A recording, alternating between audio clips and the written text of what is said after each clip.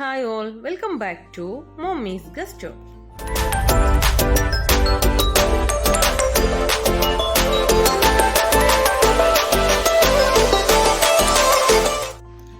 Hi, അപ്പോൾ എല്ലാവർക്കും സുഖം തന്നെയെന്ന് കരുതുന്നു. എല്ലാവരും സേഫ് ആയിട്ടിരിക്കാൻ വേണ്ടി പ്രാർത്ഥിക്കുന്നു. ഇന്ന് ഞാനിവിടെ വളരെ ടേസ്റ്റി ആയിട്ടുള്ള ഒരു കണവ റെസിപ്പിയാണ് ചെയ്യുന്നത്, കണവ റോസ്റ്റ്.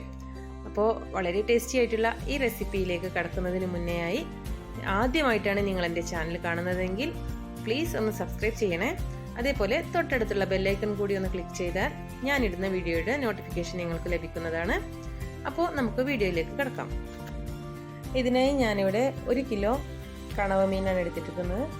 നന്നായി ക്ലീൻ ചെയ്ത ശേഷം ഇതൊന്ന് മാരിനേറ്റ് ചെയ്യണം. അതിനായി ഞാൻ 1 ടീസ്പൂൺ മുളക് പൊടി, 1/2 ടീസ്പൂൺ വലിയ ജീരകം പൊടിച്ചത്, 1/2 ടീസ്പൂൺ മഞ്ഞൾപ്പൊടി, ആവശ്യത്തിന് ഉപ്പ്, ഒരു 1.5 ടേബിൾ സ്പൂൺ നാരങ്ങനീര്.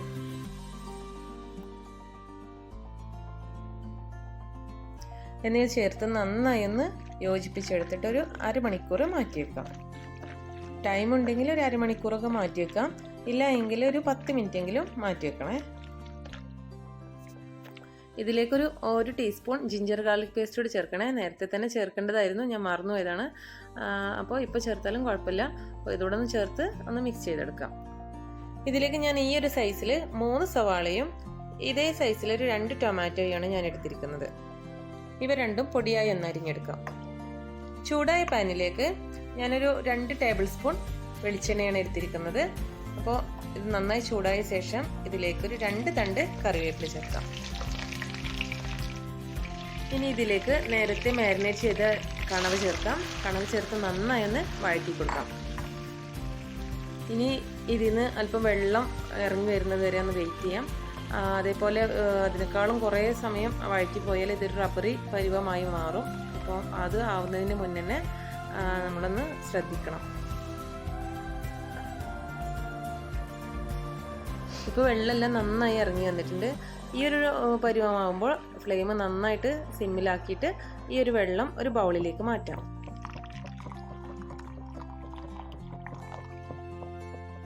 ഇനി ഫ്ലെയിം നന്നായി ഒന്ന് കൂട്ടിയേക്കാം. ജസ്റ്റ് ഒന്ന് വഴറ്റിയ ശേഷം ഇതും ഈ പാനിൽ നിന്നൊന്ന് മാറ്റിയേക്കാം.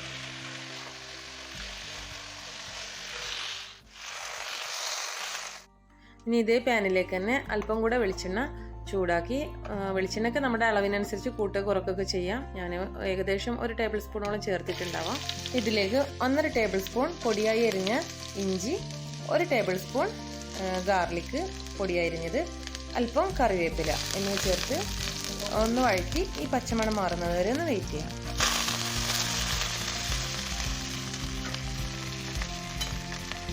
ഇതിലേക്ക് നേരത്തെ പൊടിയായി അരിഞ്ഞ വെച്ച സവാള ചേർത്ത് നന്നായി ഒന്ന് വഴറ്റി കൊടുക്കാം.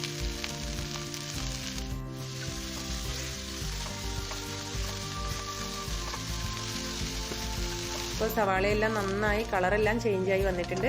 ഈ ഒരു സ്റ്റേജിലെത്തുമ്പോൾ ഇതിലേക്ക് അല്പം മസാലപ്പൊടികൾ ചേർക്കാം.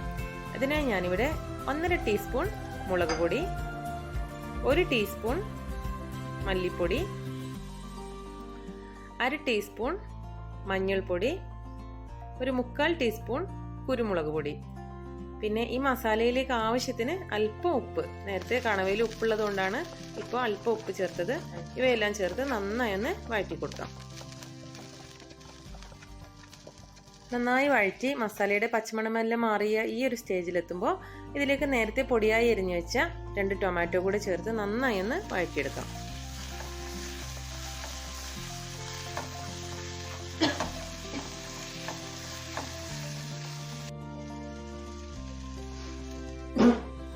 ടൊമാറ്റോ ഒന്ന് വേവുന്നതിനായി ഇത് അല്പനേരം ഒന്ന് അടച്ചു വെക്കാം. ടൊമാറ്റോ എല്ലാം നന്നായി വെന്ത് ഉടഞ്ഞു വന്നിട്ടുണ്ട്. ഈ ഒരു സ്റ്റേജിൽ ഒന്നുകൂടെ ഒന്ന് വഴറ്റി നേരത്തെ നമ്മൾ മാറ്റി വെച്ച കണവയുടെ സ്റ്റോക്ക് ഒഴിച്ച് നന്നായി ഒന്ന് യോജിപ്പിച്ച് അല്പസമയം കൂടെ ഒന്ന് അടച്ചു വെച്ച് വേവിക്കാം.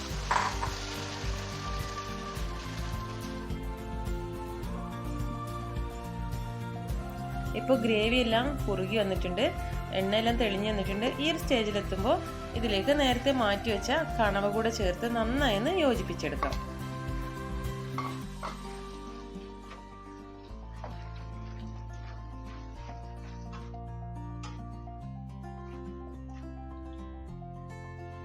ഇനി ഇതിലേക്കൊരു 1/4 ടീസ്പൂൺ കുരുമുളക് പൊടി ചേർക്കാം.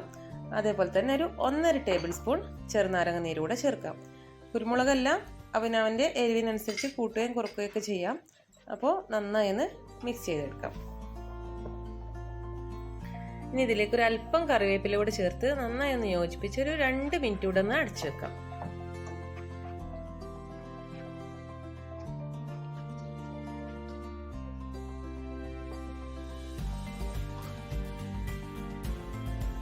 ഇപ്പോൾ ഏകദേശം ആയി തുടങ്ങിയിട്ടുണ്ട്. ഈ ഒരു സ്റ്റേജിൽ ഉപ്പെല്ലാം നോക്കി ആവശ്യമെങ്കിൽ അല്പം ഉപ്പോടെ ചേർക്കാം. എനിക്കൊരു അല്പം ഉപ്പിൻ്റെ ആവശ്യം വന്നിട്ടുണ്ട്.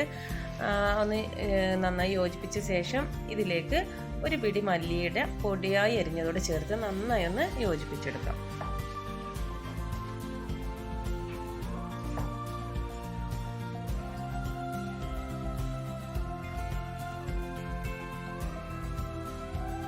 അങ്ങനെ ഇതെല്ലാം റെഡി ആയിട്ടുണ്ട്. അപ്പോൾ ഫ്ലെയിം ഓഫ് ചെയ്യാം.